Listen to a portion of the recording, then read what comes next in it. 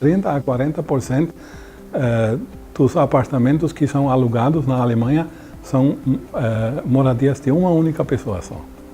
São apartamentos de solteiros. E isso, o fato de ter muitos solteiros, muitas pessoas vivendo sozinhas, né, cria também, isso pelo menos na cultura da Alemanha, que eu vejo uma maneira muito aberta de viver com sexualidade. Muitos solteiros não querem viver sem vida sexual. É um movimento que vai falar muito mais de opções de escolhas, de liberdades de expressão, especialmente no campo cultural, no campo da sexualidade. A pós-modernidade não se liga muito ao fato, mas se liga à interpretação do fato.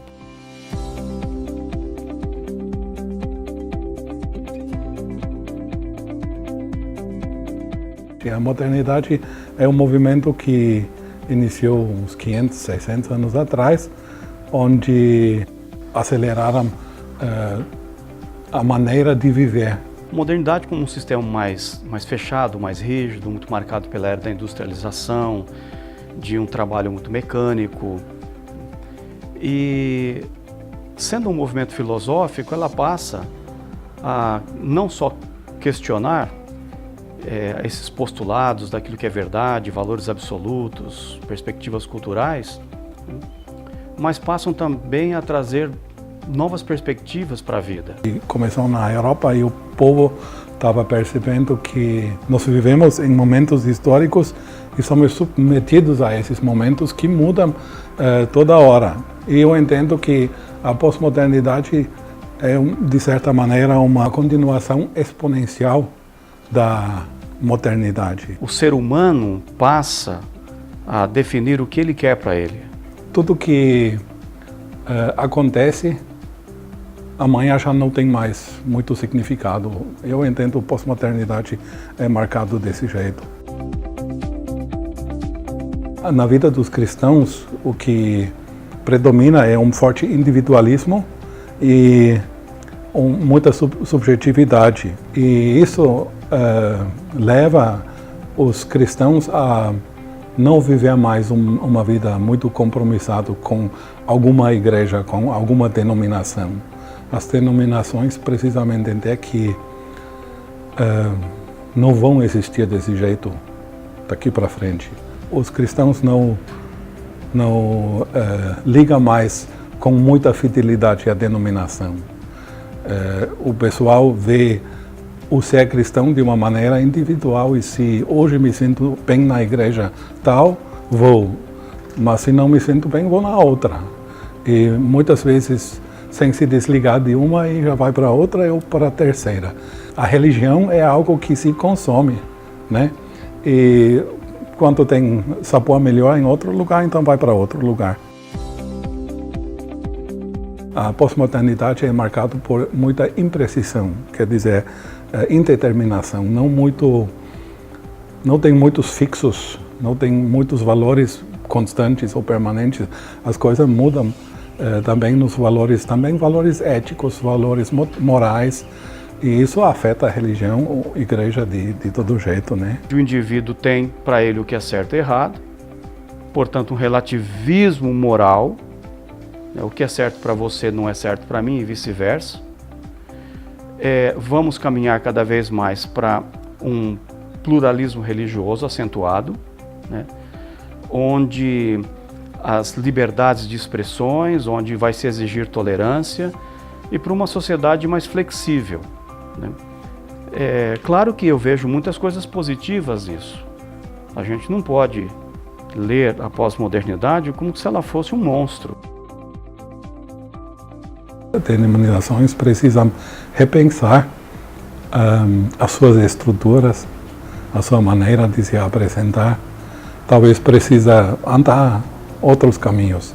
Aliás, não talvez, com certeza vai ter que precisar caminhar outros caminhos. A pós-modernidade também do ponto de vista das oportunidades que se apresentam a todos nós. Eu creio que de fato nós vamos rumar para uma sociedade mais tolerante, mais flexível, uma sociedade mais inclusiva. Isso é bom para a gente. Eu entendo que pode estar preparado quando aceita que as mudanças estão acontecendo. E as mudanças vão acontecer mais aceleradas ainda. Os valores que tem, hoje, amanhã não tem. E se a igreja consegue conviver com isso e se adaptar a essas mudanças, ela pode viver com. Se nós olhamos para o passado, a igreja protestante da Europa ou da Alemanha, no passado, bem no início da modernidade, o maior movimento que aconteceu foi a Reforma Protestante. E foi possível por causa da modernidade, porque a época da modernidade tinha começado, né? E era talvez o maior fenômeno que aconteceu na história do mundo. No presente, as igrejas tradicionais na Alemanha estão perdendo membros, muito, não alcançam pessoas pós-modernas, porque têm estruturas pouco flexíveis. O homem pós-moderno que é um individualista, ele quer se sentir bem, ele quer se sentir à vontade e quer também a liberdade para si de buscar em diversos lugares a sua satisfação religiosa. O primeiro desafio é ser integral. O crer não é irracional. O crer não é impessoal. O crer não é cego. Não dá para ser tão preto e no branco. Se na modernidade era racional, agora nós vamos viver num momento irracional, só da experiência. Não é assim. Ninguém quer isso. A gente não consegue viver assim. Então eu acho que as igrejas no presente precisam trabalhar bastante essa área de estruturas mais abertas para poder atender as pessoas. No futuro, eu acho que aquilo que nós chamamos igrejas emergentes, talvez seja um fenômeno que vai aparecer mais e mais, e eles surgem e somem, né? Essas igrejas que se tornaram um prato novo em alguma hora, no próximo momento já somem de novo, mas eu acho que precisamos contar muito com esses movimentos. Precisamos entender que fazer parte da pós-modernidade é uma coisa que não podemos escapar. As mudanças que acontecem se nós queremos ou não queremos. A igreja precisa se adaptar à pós-modernidade. A secularização no Brasil vai fazer um grande favor para a igreja. Ela vai revelar, de fato, qual é a igreja de Deus e qual não é. Qual é a igreja que está a serviço da missão de Deus e qual é a igreja que não está a serviço da missão de Deus. Tem muitas igrejas que estão a serviço da secularização. Sabe como? Quando ela prega para os seus membros, para aqueles que nela participam, a sair da sociedade,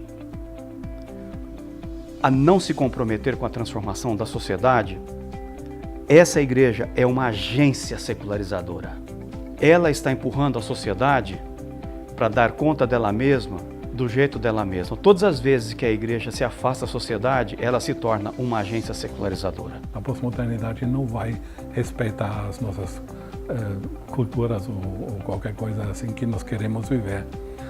E por isso eu acho que especialmente aquele cristianismo que eu chamo de cristianismo fundamentalista precisa entender a pós-modernidade como um desafio, não como uma ameaça, não como uma coisa que quer nos destruir, que é antibíblico ou anticristã. Eu entendo que a pós-modernidade, nesse sentido, é sem valor. O valor que essa época tem para nós é que nós precisamos usar os mecanismos da pós-modernidade para poder encontrar as pessoas que não conhecem o Senhor Jesus e para encontrar as pessoas que vivem uma vida cristã. O que eu acho talvez que seja um ponto fundamental para a igreja sobreviver bem esse ritmo de mudanças é que precisa se tornar uma igreja da palavra de Deus, igual como foi na Reforma Protestante, né?